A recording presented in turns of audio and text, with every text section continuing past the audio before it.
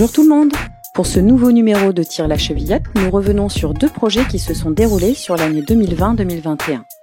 Une vidéo réalisée par la Spark Company lors de leur résidence sur le thème Art et Sciences sur l'ensemble du campus du Madrier, avec à l'honneur Laïla, chercheuse en mécanique. Puis, pour celles et ceux qui n'ont pas pu visiter son exposition, retour sur le travail de Camille Mirand, photographe invité au printemps dans la galerie photographique du temps de pause au travers d'un portfolio qui présente ses images. Mais en premier lieu, un portrait d'Hubert Laporte, enseignant de musique actuelle dans la nouvelle option du même nom au sein de la section musique-études. Bon visionnage!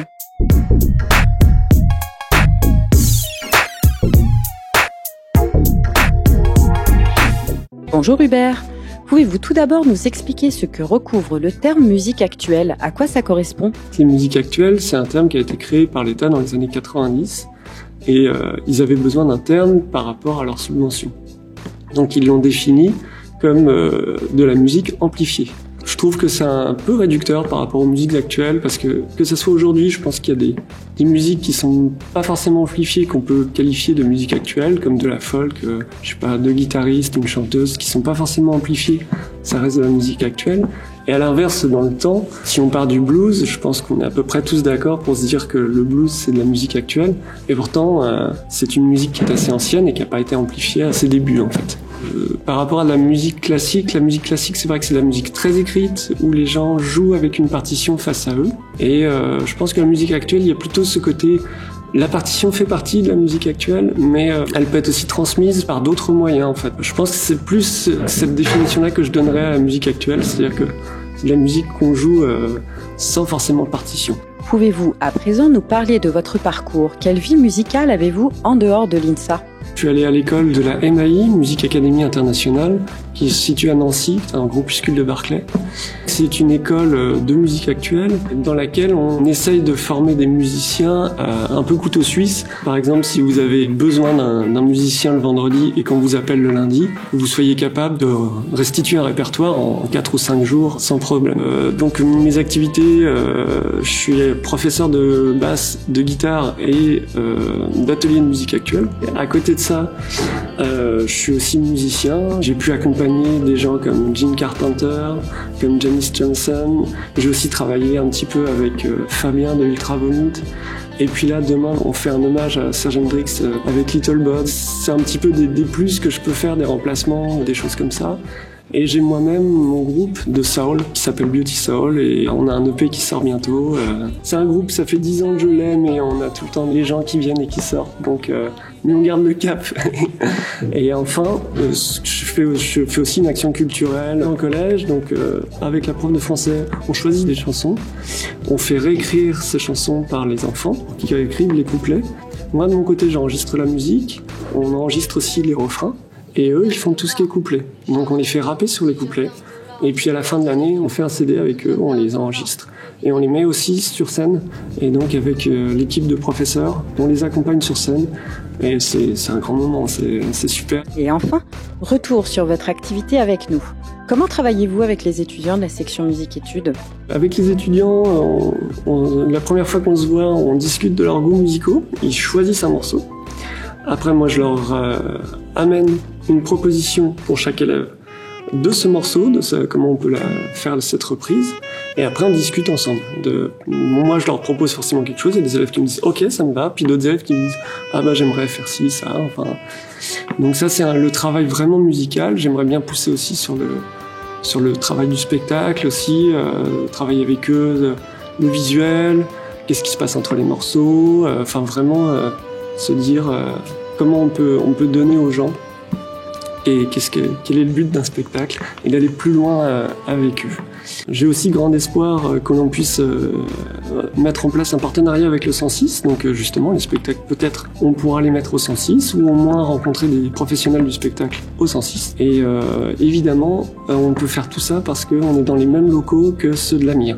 Donc l'AMIR c'est une association qui fonctionne avec nous en musique actuelle et qui peut proposer à la fois des studios de répétition et qui font aussi un peu des spectacles. On travaille vraiment ensemble, on a un super partenariat aussi avec eux et on les remercie beaucoup. Grâce à eux, on peut faire un super travail. Donc Donc je pense que on a une vision globale de ce que l'on fait en atelier musique actuelle à l'INSA. Pour en savoir plus, n'hésitez pas à contacter le responsable de la section à musique au singulier -études au pluriel @insa-rouen.fr. Maintenant, place aux sciences, mais grâce au point de vue de deux artistes, Marie Mélier et Nicolas Lelièvre, qui ont rencontré l'année dernière plusieurs chercheurs du campus.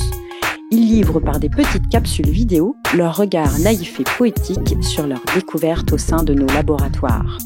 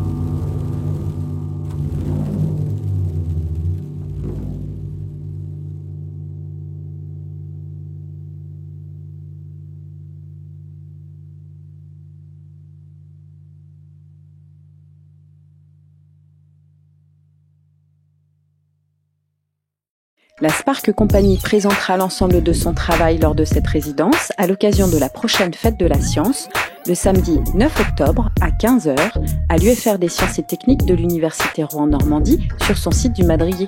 Venez! Sans transition, laissez-vous bercer à présent par les images de Camille Millerand exposées à l'INSA dans le cadre du festival culturel de printemps Les Squats, son exposition portée sur 10 ans de photographie pour le journal Le Monde.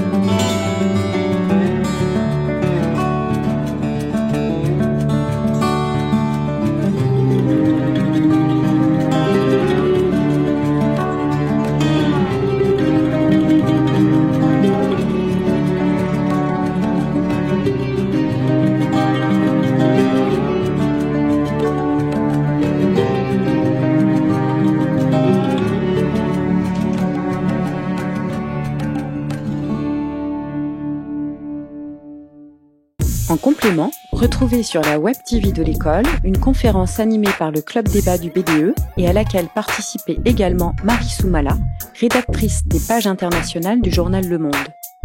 Et voilà, c'est fini pour aujourd'hui. En conclusion, gardez les yeux et les oreilles ouvertes pour ne rien rater de l'actualité culturelle et artistique de l'INSA et rendez-vous pour un prochain numéro.